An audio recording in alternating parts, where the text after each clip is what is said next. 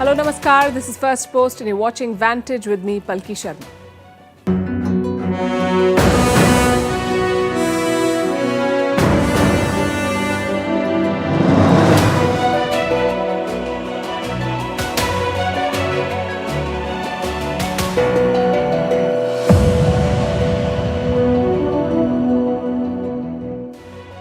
It's Friday night in India and we have a packed news show for you. Russian President Putin says he's inspired by Prime Minister Modi's policy of Make in India. He wants to adopt it in Russia too. And he's one of the many world leaders courting India and calling it a friend. But there's more to Putin's statement. We'll discuss that. We also have a question tonight. Is America a backsliding democracy? A new Supreme Court ruling may hurt minorities in the US, and this seems to have become a trend. We'll tell you the story that no one else will. Pakistan has pulled it off just in the nick of time. They've got yet another bailout, but that doesn't translate into relief yet. Does Diet Coke cause cancer? A new WHO report has left the soda struggling. Wagner is leaving Ukraine. Will Putin deploy Chechen's TikTok battalion to fight the war instead?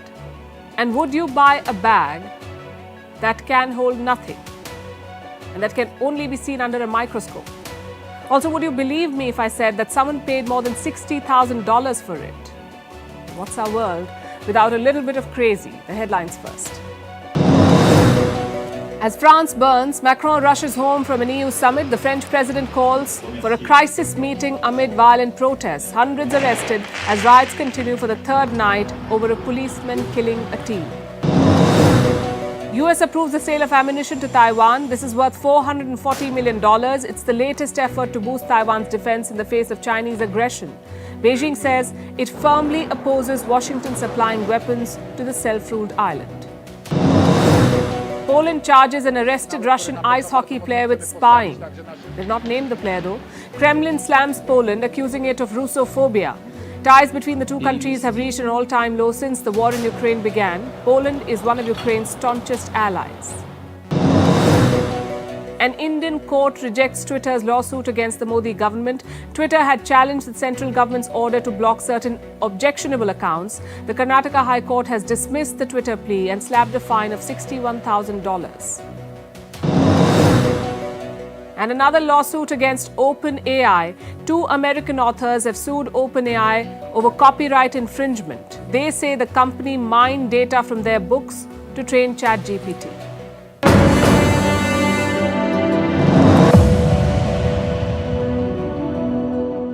This has been a challenging month for Vladimir Putin. His grip on power has been tested. He faced a mutiny. It's been scotched now, but the damage is still being assessed. So Putin is trying to re-establish his authority, and guess where he's drawing inspiration from? India. В Индии и премьер-министр, большой друг России, господин Моди, он целую концепцию выделил несколько лет назад. Сделано в Индии. Ну и, знаете, эффекты есть. Реально эффект для индийской экономики ощутимый. Вот не грех повторять то, что запретено, если и не нами, то нашими друзьями, и хорошо работает. That's right. Vladimir Putin called India a big friend. He hailed the Make in India initiative.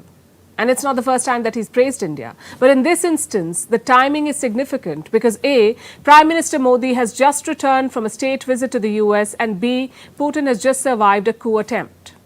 It posed a threat not so much to his presidency, but his military establishment. It highlighted the differences within, the divide over the war in Ukraine and how they should be fighting it. So Putin is now trying to change the narrative, to seize control and to establish authority. And that statement about India is an attempt to do that. He's sending a signal both to the citizens of Russia and the world beyond. And what's he trying to say?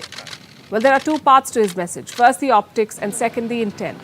Putin was speaking at an event yesterday. It's called Strong Ideas for a New Time. Apparently, it's an annual affair. Now, before appearing at this event, he was in a region called Dagestan. He was seen mixing with the locals, taking selfies, even kissing a young girl on the head.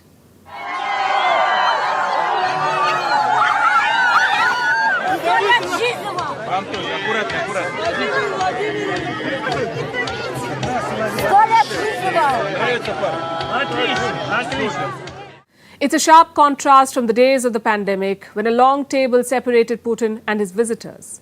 Yesterday he was mixing with large crowds. In fact, in recent days, he has made a flurry of public appearances. At the Moscow event, Putin took to drawing. The Russian president drew a cartoon figure.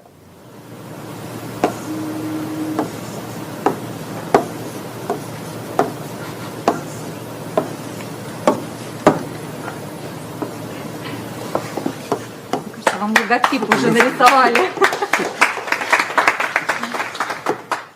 Again, a very rare occurrence.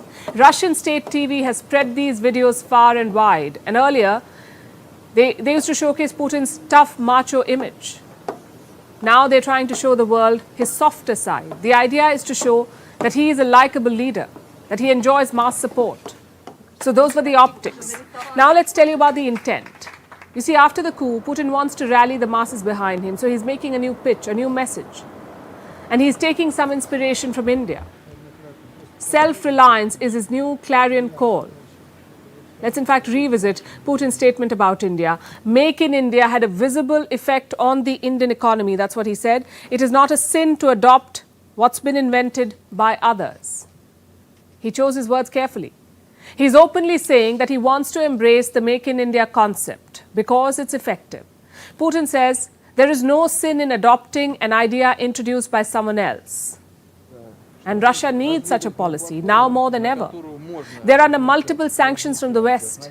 So far, they've limited the impact of these sanctions, and Russia's economy is doing better than expected. But how long can they sustain it? Russia's energy revenues have declined and declined sharply. Last month, they fell by almost 36%.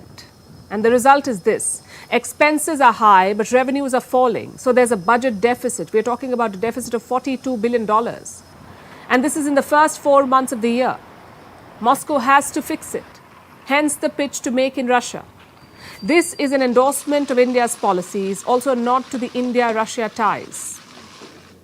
It shows how much Putin values this relationship, and this is becoming a bit of a trend. World leaders of all descriptions trying to woo India.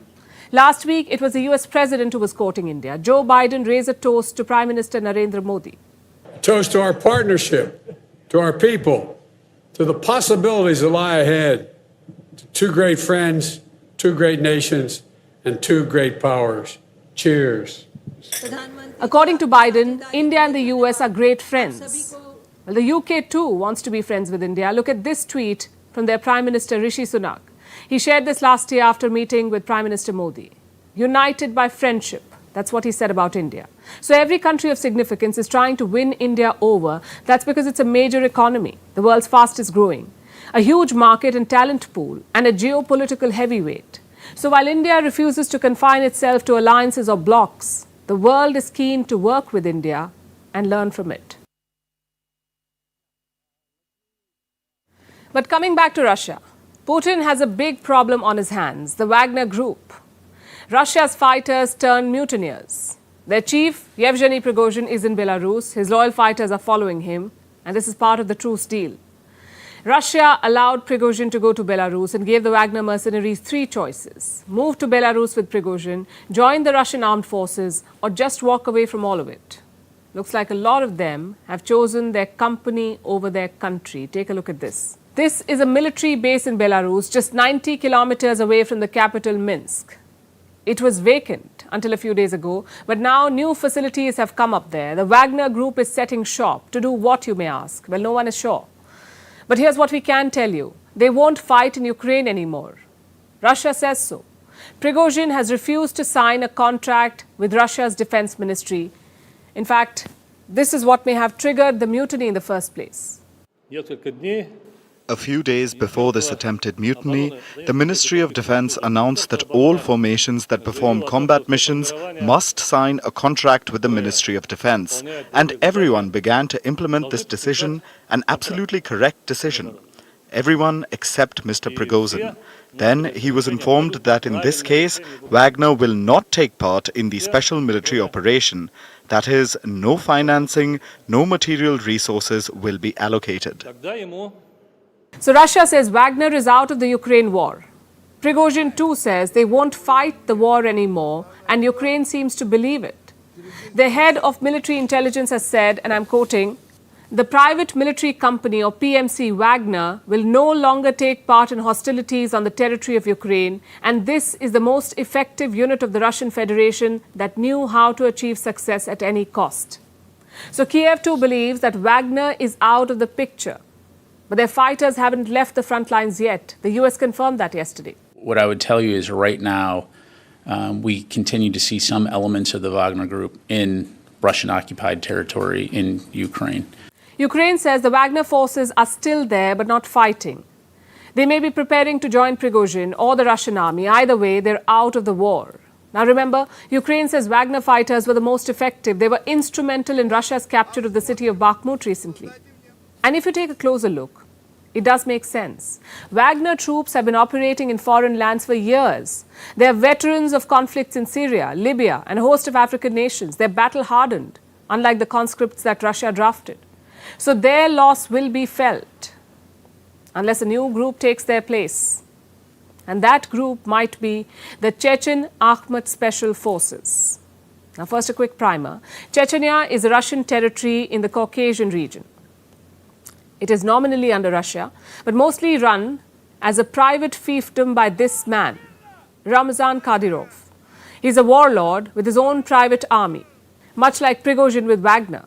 Now, Kadyrov enjoys Putin's patronage, just like the Wagner chief once did. And when Prigozhin marched on Moscow, Kadyrov took action. He sent his Ahmad brigade to Rostov and Moscow. He also vehemently denounced the Wagner chief. Earlier this week, he held a meeting with Vladimir Putin. He posted this selfie to show that he's still in the president's good books. So was this meeting about taking over the Wagner group's responsibilities? Honestly, it's too soon to say, but there may be an issue here. You see, the Wagner group was feared for its effectiveness, but the Chechen fighters do not enjoy that reputation. In fact, they're called the TikTok Brigade. They post music videos on TikTok. They have a reputation for being all talk and no work, and not without reason. When the war began last year, these TikTok fighters were on the front lines. They marched towards Kiev in the initial assault, but they reportedly suffered heavy casualties. So their commander, Ramzan Kadyrov, decided to pull them out. And the Ahmad Brigade has been on the sidelines since. Even during the Wagner mutiny, they weren't really useful. Yes, they entered Rostov, but they apparently did not fire a single bullet at the Wagner troops. And they reached Moscow only after the mutiny was aborted. You know what they did then? They released a video claiming that they were on their way to fight. But the Wagner troops had already withdrawn by then. And stunts like these make the Ahmad battalion look like a non-serious force. But they do have one thing in common with the Wagner troops, a reputation for brutality. So far, they've shown it only in Chechnya. They've carried out vicious crackdowns on Kadyrov's opponents. But on the front lines, you need more than brutality. So can these Chechen fighters replace the Wagner group? And is that what Moscow has planned? We'll keep you posted. Some things are unavoidable, like taxes after income, or aging in life, or controversies after defense deals. And trust me, the last one is unavoidable too. There could be multiple concerns, sometimes over quality, sometimes over quantity, and always over cost. The latest drone deal between India and the US is one such case. We've told you about this one. India is all set to buy 31 drones from the United States. They're manufactured by General Atomic. They're called the MQ-9B drones. And what's the price tag? Multiple reports mention $3.5 billion. That's $3.5 billion for 31 drones. Now, we did the math. If you go with this figure of $3.5 billion, it comes to around $112 million per drone, or 900 crore rupees per drone. Is that too high? Well, India's opposition parties say it is. The Congress party claims the government is overpaying, and that too around 4 times more.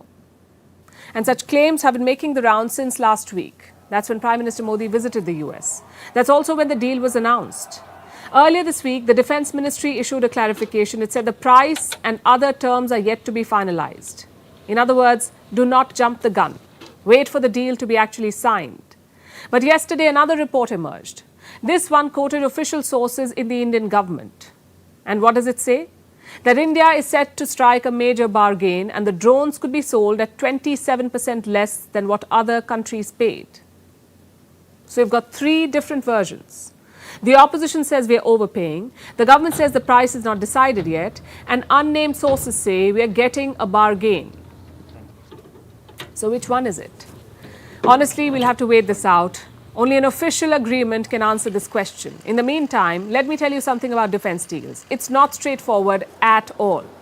There are many factors which decide the final price, like what extra features you want. Are you also getting technology transfer? Is there a local production plan? Think of it like your online food order. The sticker price may be $20, but your checkout price could be much higher. Maybe you added an extra sauce. Or maybe there's extra delivery fee because you live far away.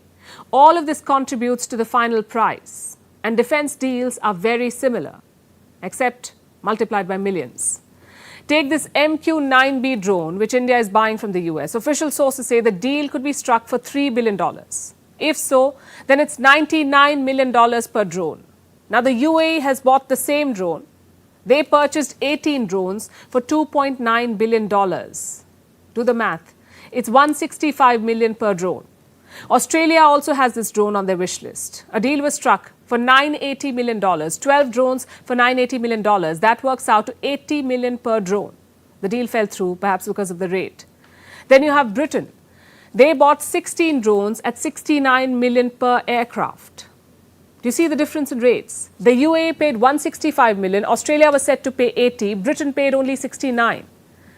And this is how defense deals work. Your final cost depends on your requirements. The UK, for example, did not buy sensors or weapons. They just wanted a small radar. But India's package is more extensive. It includes sensors, weapons, and anti-submarine capabilities. So naturally, it will be more expensive. And this applies to all military equipment. Take the Patriot missiles, for example. They're lethal surface-to-air weapons produced by the US. The average cost of a missile is $4 million. Guess how much Saudi Arabia paid for it?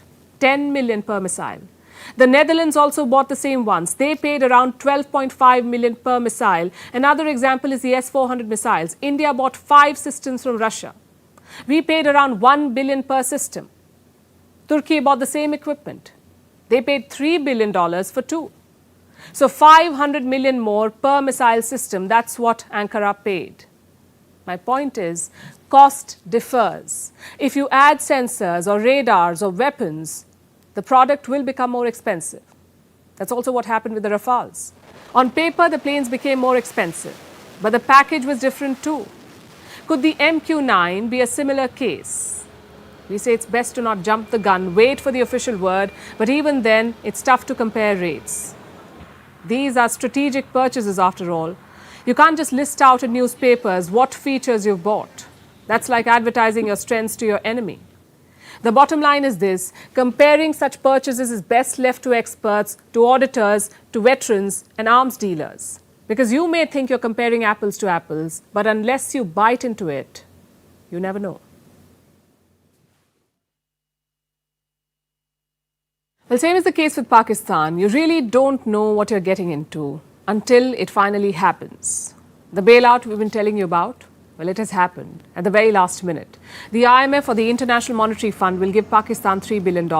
This is the money they froze for the past 8 months. They will finally release it and save Pakistan from collapse. The country is going through its worst economic crisis, the worst ever. There is chronic shortage of foreign exchange. Pakistan was as good as broke. They barely had the money to cover 1 month of imports. Inflation rose to 38%, which is a record high. Debt payments are due. Pakistan has to pay $25 billion this year alone. But pay from where? There is no money. So the IMF bailout will give a breather. Also a place in history books. I'll tell you what. This is bailout number 23. Pakistan has got 23 bailouts in its 75-year history. This is the highest in the world. So they come with experience. And they follow a predictable pattern.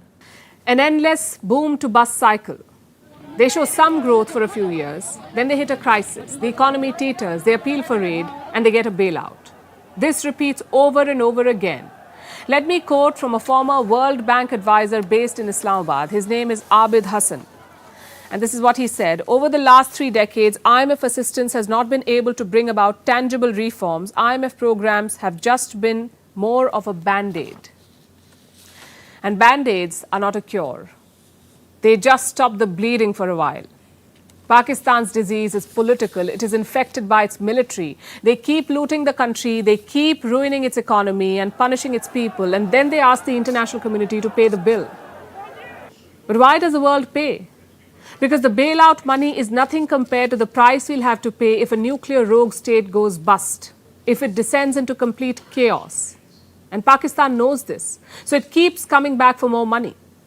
Even the current bailout won't solve its problems. And there are many. For starters, there's political instability. The days of the current government, the Sharif government, are numbered. Their term expires in August. The next election should happen in October, but you can't be sure of that. Imran Khan is waiting in the wings, preparing to unleash chaos if he is denied power.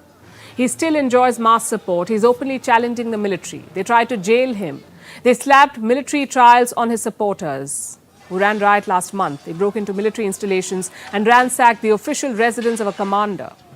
The army calls this mass uprising a conspiracy.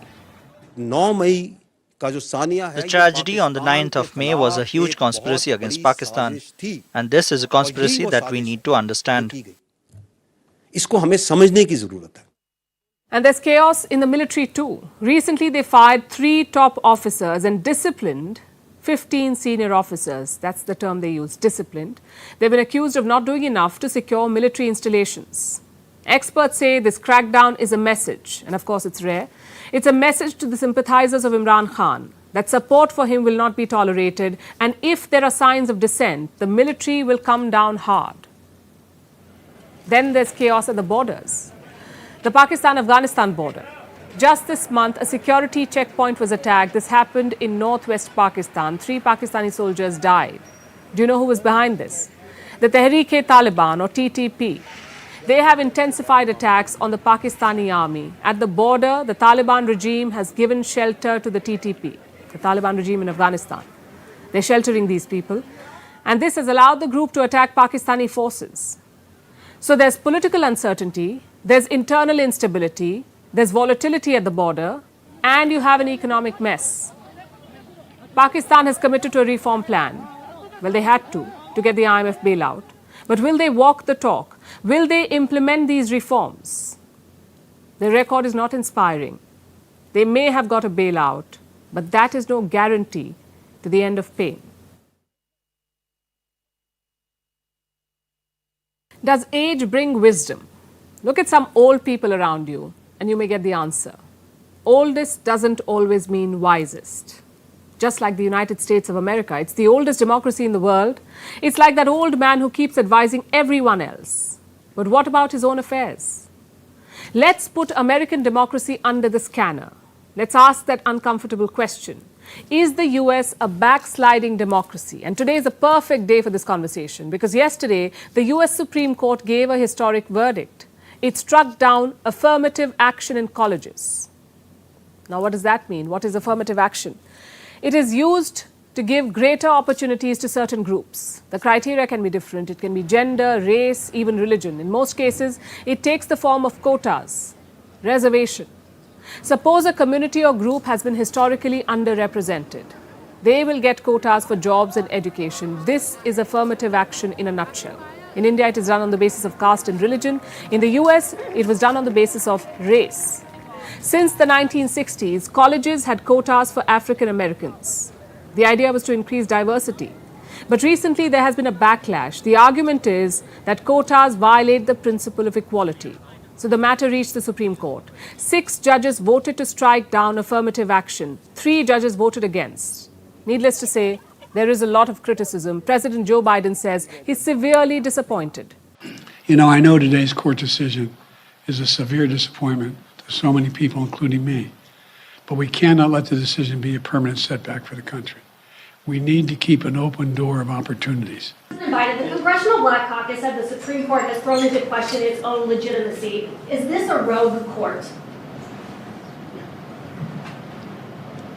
This is not a normal court. His Republican rival is happy, though. Donald Trump says it's a great day for America. Tells us how divided this country is. One group says this verdict will lead to segregation, that only rich white people will attend these colleges. The other side says about time. When I heard Judge Scalia suggests that maybe blacks do better at schools that are not as fast as UT. I didn't know if I was in the courtroom at the United States Supreme Court or at a Donald Trump rally. You cannot cure racial discrimination that occurred in the past with new discrimination today. Race and ethnicity have no place in American life and law. Now, there are two parts to this story. One is obviously the quota system. The second is the backsliding of the US democracy. Let's briefly dwell on the first one. It's a debate that keeps popping up in India as well. We have reservation based on caste and religion in India, and every now and then there are calls to abolish this system. But for the moment, we'll focus on the US. They began affirmative action in the 1960s. Have things improved since then? Let's look at the numbers. Here's a study from 2017. It found that around 9% of freshmen at Ivy League colleges were black. Now, Ivy League is a group of top American colleges. Only 9% of their new admissions were black in 2017. At the same time, black people made up 15% of college-age American population. So the gap is around 6 points. And what was this gap in 1980? The same. So what has 50 years of affirmative action produced? I'm sure there are individual success stories and more power to them. But on a larger level, there is no improvement. Now, I know what some people would say. Doesn't that mean we should continue with the system until there is change? Well, look at the other side. It hasn't delivered in 50 years. Why would it deliver in the next 50? And I'm not saying that scrapping quotas overnight was right. I'm saying a rethink was needed. The US Supreme Court had political reasons for doing so. After all, it is a conservative court. But beyond that, there is a need to ask these questions. In the US, in India, everywhere, do quotas really help? Think about it. Now to the second part of our story. What is happening to US democracy? This court ruling should not be seen in isolation. Think of what's been happening in the last 6 or 7 years. First, they banned tourists from Muslim countries, classic Islamophobia. Then they separated children from migrant families at the border. Even dictators would flinch. In 2021, the crowning achievement, one of the most botched up transfers of power in democratic history anywhere in the world. I'm sure you remember these pictures. Thousands of people stormed the US Capitol. They desecrated both chambers of Congress. They wanted to reinstate Donald Trump as president, even though he lost the election. That did not stop them. Then last year, there was another jolt. The Supreme Court struck down abortion rights. In one blow, women lost control of their bodies. Only 3 countries have curbed abortion since the 1990s, and the United States of America is one of them. And don't think this is a domestic industry. Washington also exports democratic backsliding. The best example is Afghanistan. America's messed up withdrawal brought the Taliban back to power. The people lost democracy. The women lost their freedoms. If this isn't a backsliding democracy, then what is? Hate crimes are up 12%. Former presidents are being charged with crimes. The sitting president's son is pleading guilty to tax evasion. Yet America doesn't care. They still call themselves the beacon of democracy. And I know what some people will say. Take Donald Trump out and half the problems disappear. Perhaps it's true. But Donald Trump is not some anomaly. Donald Trump is a product of America's faulty democracy. So Washington cannot hide behind the Democrats versus Republicans argument. It cannot blame Donald Trump for everything. It must admit that there is something rotten at the core. Do Biden and company have the guts to do that? To acknowledge that America is indeed a backsliding democracy? Well, from recent experience, I don't think so. In geopolitics, positions evolve. Your interests of today are not your interests of tomorrow. Case in point, a recent joint statement by India and the Philippines. But first, some context. The Filipino foreign minister is in New Delhi. He held talks with S. Jaishankar on Thursday. Then they issued a joint statement. Let me quote from it and listen to this carefully. The ministers underlined the need for a peaceful settlement of disputes and for an adherence to international law, especially the UNCLOS and the 2016 Arbitral Award on the South China Sea. Again, some context. UNCLOS is the United Nations Convention on Laws of the Seas, UNCLOS. Basically, it sets maritime rules. In 2016, they ruled on Beijing's claims over the South China Sea. Now, if you ask China, 90% of the sea belongs to them. But the UN rejected that claim. It asked China to stop activities near Filipino waters. Now, in 2016, India's reaction was cautious, the usual stuff. We take note of the verdict, we support freedom of navigation, all parties must respect UNCLOS, very diplomatic and very careful. But you know what was missing? India's statement did not ask China to adhere to the verdict. Cut to 2023, the language has changed. New Delhi wants China to accept and implement the 2016 decision. There is no ambiguity anymore. So the question is, what has changed? Well, relations with China have nosedived since 2016. Both countries are locked in a border standoff. China is not interested in peaceful coexistence. So what should India do? Reach out to other countries in a similar situation. The ASEAN members fit the bill. 4 of them have maritime disputes with China. Plus, they're interested in Indian weapons. This week, India gifted an active duty warship to Vietnam. Talks are also underway for the BrahMos missile. The Philippines has already bought them. Delivery is expected to start by December. It's a really well-rounded relationship. India and Southeast Asia share cultural and historical ties. They have a similar colonial past. They have a free trade agreement in place, and now they also have a common rival, China. For New Delhi, this is uncharted waters, though. Yes, India has always called for a free and open Indo-Pacific, but South China Sea is the Western Pacific. It is not India's traditional sphere of influence. Though of late, India has been focusing more on this region. In the month of May, the Indian Navy held joint drills with ASEAN states. It was the first such Indian exercise with the bloc. The Navy chief was himself in Singapore to flag it off. Tells you how serious New Delhi is.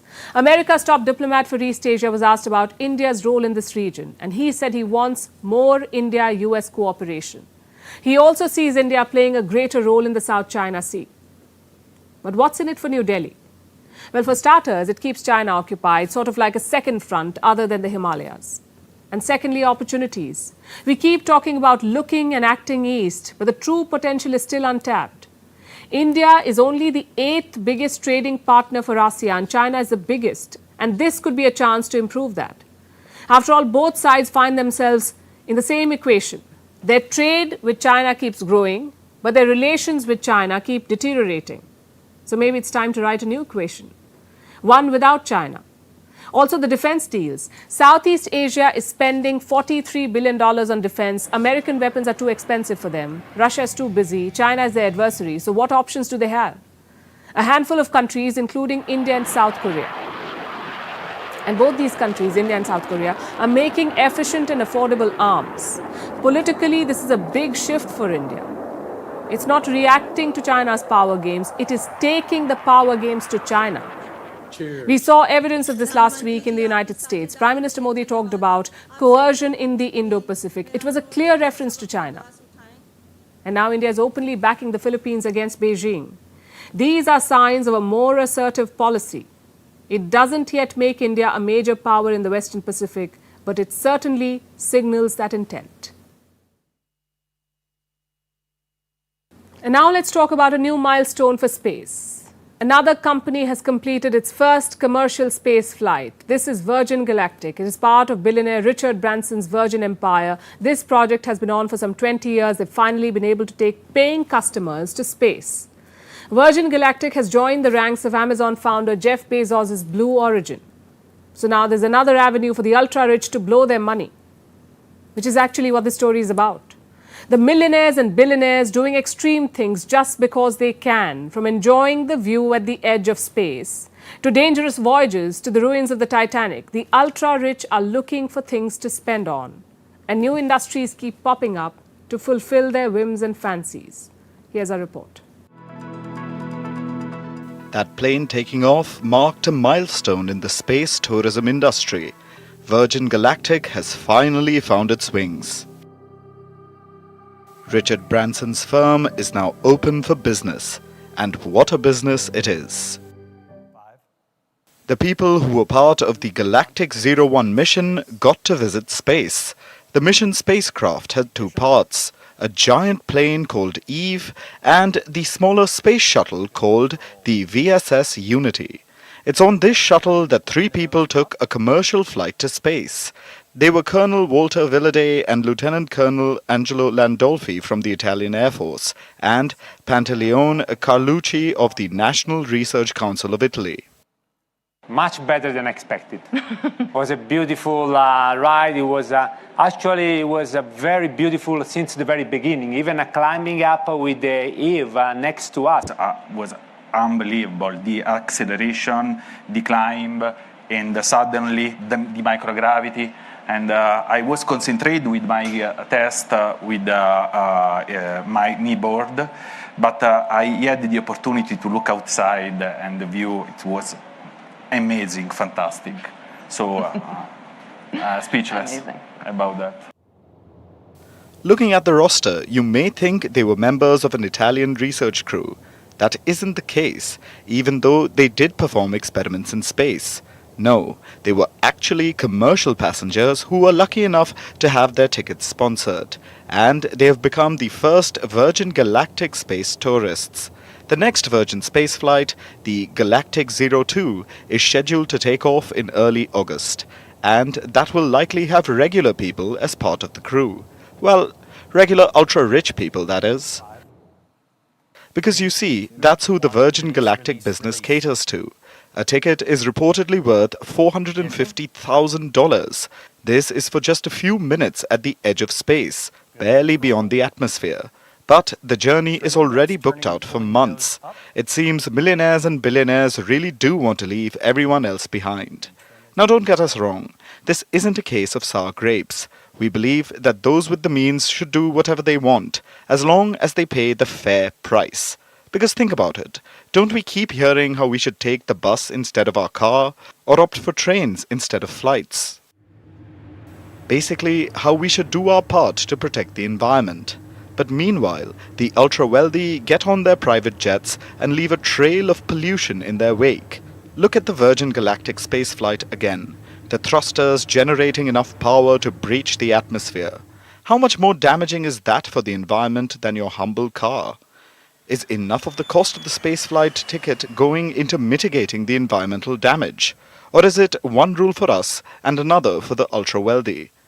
Now, you may argue that private endeavors like this, paid for by the rich, can benefit us in the long run. To that, we point to the recent Titan submersible disaster. The vessel was created to let the rich visit the ruins of the Titanic, while they played video games. Seriously? That's supposed to lead to new scientific discoveries? That trip ended in disaster when the submersible imploded. Reportedly because it didn't follow safety standards. The CEO of OceanGate, the company behind the trip, made a revelation. He said carbon fiber that was part of the vessel's hull wasn't certified to carry passengers to the depths of the Titanic, and as a result, the passengers paid the price. A rush to develop absurdly expensive tourist activities for the ultra-wealthy is probably not the best thing, neither for the environment nor the passengers' safety. Perhaps these dangerous, expensive activities are best left to the scientific professionals and not bored billionaires. Before I begin the next story, let me ask you a question. What do former US Presidents Donald Trump and Bill Clinton have in common? Yes, they've both been impeached. Drowned in corruption probes, with lies, cover-ups, pardons, and payoffs, and adultery. But do you know what else they share in common? Their love for Diet Coke. Yes, the sugar-free, low-calorie soft drink produced by the Coca-Cola Company. It saw a heady ascent in the 90s. The world swooned towards the drink's aisles, looking for this fizzy elixir that promised to help its patrons shed a few extra kilos. But today, the soda is struggling. Sales have declined every year since 2006. There's hatred from the nutrition community and dejection from governments. Yet many continue to guzzle one can after the other, but now their hopes seem to have gone completely flat because Diet Coke may be causing cancer. And this is according to the World Health Organization. Its cancer research arm reviewed aspartame. It's a white, odorless powder, a low-calorie artificial sweetener. It is added to Diet Coke. It is the very ingredient that makes the soda sugar-free. But for the first time, it is set to be declared a possible cancer risk to humans. A report will be published next month with the WHO labeling the sweetener, quote unquote, possibly carcinogenic to humans. This means there is some evidence linking it to cancer. And this news has already spread like wildfire, prompting widespread angst and collective gasps from Diet Coke lovers, but also affirmative nods from those who never believed the soda was healthy. I'm kind of addicted to Diet Coke a bit, and that's going to make me maybe want to think about changing to like flavored sparkling water, maybe that's not got any sugar or aspartame in it. I'm surprised it took this long. That was like 40 years or something for them to finally come out with it. But I'm sure they knew it a long time ago. While the news of death by Diet Coke is making waves, I should tell you that this is not the only product that uses aspartame. The sweetener has been widely used since the 1980s. It is on restaurant tables, in our home kitchens, and our fizzy drinks, chewing gums, cereals, and even cough drops. All in all, it's almost everywhere. It has been authorized for use globally by regulators. It has been defended by food and beverage makers. But the WHO report may change all of that. It may force a shift, especially for food companies. Aspartame, it tastes a lot like sugar, and it's also really convenient for front of package labeling to say, hey, this is a no added sugar product. It's convenient for companies to kind of construct what we call a health halo around some of these products.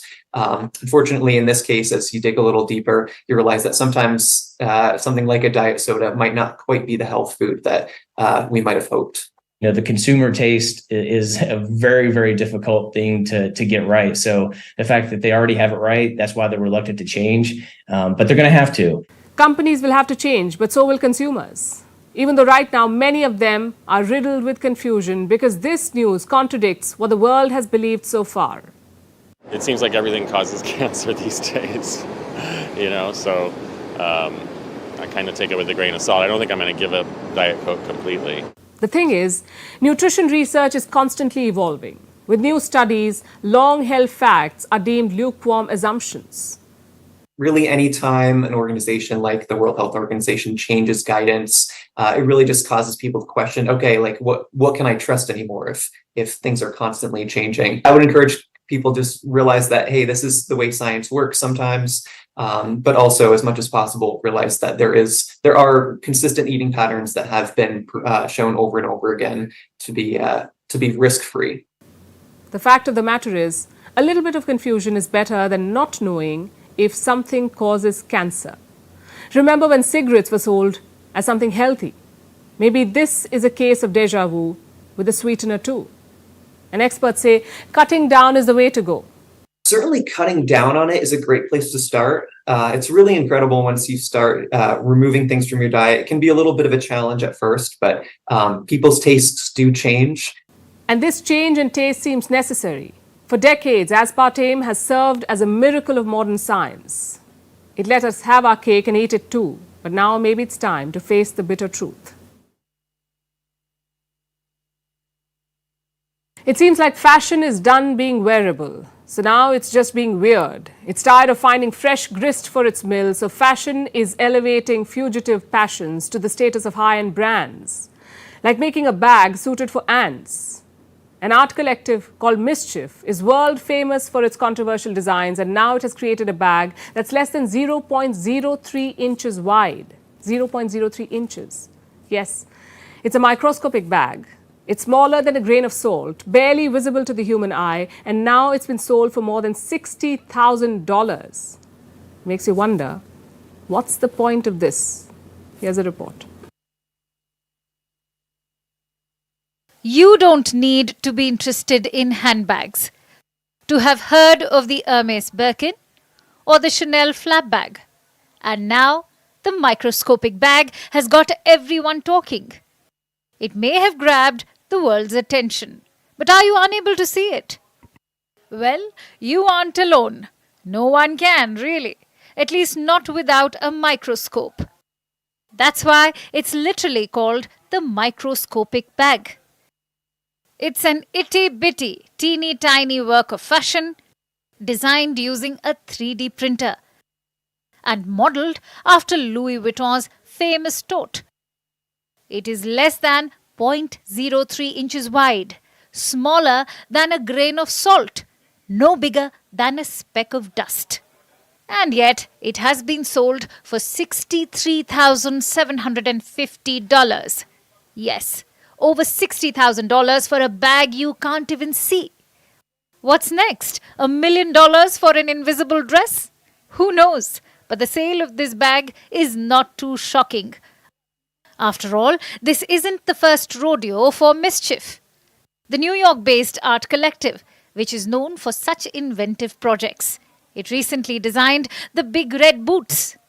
They too went viral for looking so cartoonish. The collective also launched sneakers with blood on them. And as amusing as this is not the only brand bringing jarring and unorthodox aesthetics to the fore. Look at this outfit. It's called a t-shirt shirt because it's literally just that. A shirt stitched on top of a t-shirt. Designed by luxury fashion house Balenciaga. Can you guess how much it costs? About $1,300. This brand has a couple of other such innovations. Like tote bag with a built-in glove, costing over $4,000. Blanket bags worth $3,000. And Lay's chip bag clutch worth $1,800.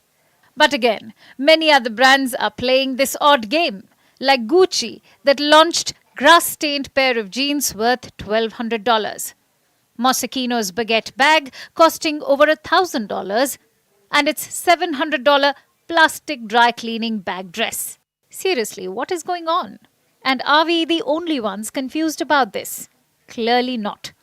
Because the world seems to be divided over such trends. Now, fashion is art, and it is allowed to be bizarre, bombastic, and straight up uneasy. And to many, owning such items is not a silly investment. They don't view the microscopic bag as a wearable accessory. For starters, it really isn't wearable, unless the buyer is an ant. But patrons of such fashion view the bag as an art piece, a commentary on luxury bags, a showcase of how people will go to extreme ends to own them. And that clearly seems to be the case. After all, someone did pay a bomb for this minuscule artwork, bag, oddity, whatever you may call it. But to most of the world, it really seems like fashion is being desperate with such trends. Being hungry for new ideas, and not only that, also aching for the next generation of designers who can captivate the audience and create big, that is not only money-making, but also exciting, even if it is incredibly tiny. At this point, it seems like fashion has no choice but to take a leap of faith and look uneasily into the future while often suffering a crisis of faith itself. Because after the microscopic bag, it's hard to tell if rule-breaking designers are steering fashion towards the light or pushing it into a trendy, frenzy-filled abyss. And now it's time for Vantage Shots, images that tell the story. French riots continue to spread in the third night of unrest. Over a policeman killing a teenager, the rioters hurled fireworks and tried to loot a Nike store as fire raged at a construction site of an Olympic swimming pool. Clashes erupted in India's Manipur state again after 2 people were shot dead. Virgin Galactic completed its first commercial flight. We told you about it. They took an Italian crew with over 50 miles above the Earth. And finally, what makes the 30th of June significant? We're taking you back to the year 1997 when Hong Kong was handed over to China, ending 156 years of British rule. We're leaving you with these images. Thanks for watching.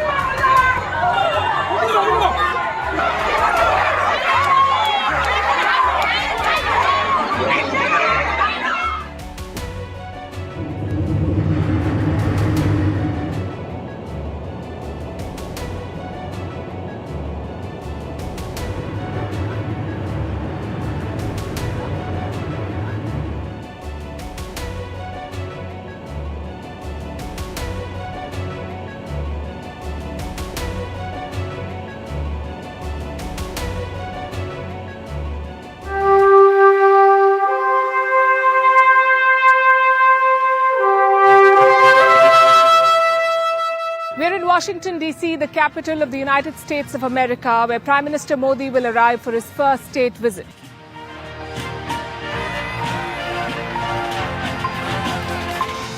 And we're seeing the preparations, we're seeing the buzz around us, and with me are two women who've tracked the India-US relationship as it has evolved over the years.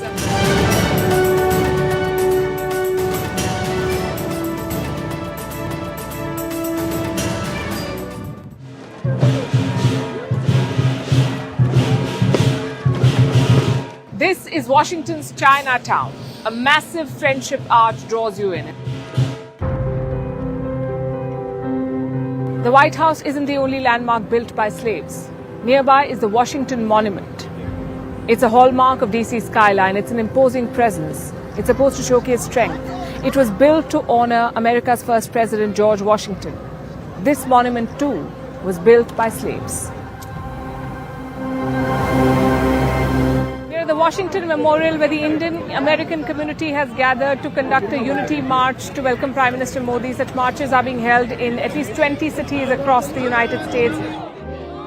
Bharat Mata ki Jai! Modi hai to, Modi hai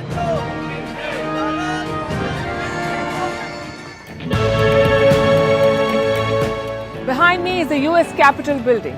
It is part of what is called the front yard of America, the National Mall, home to the most iconic buildings in the country, also the seat of the US Congress.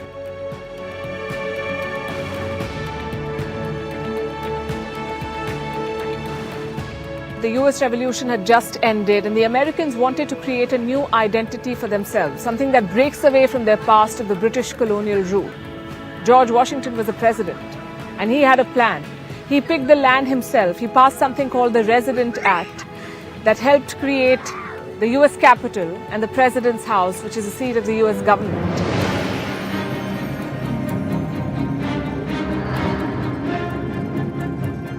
Are you selling drones to India? Which ones and how many? Latest platform is the MQ-9B, the most versatile, high altitude, long endurance unmanned aircraft in the world.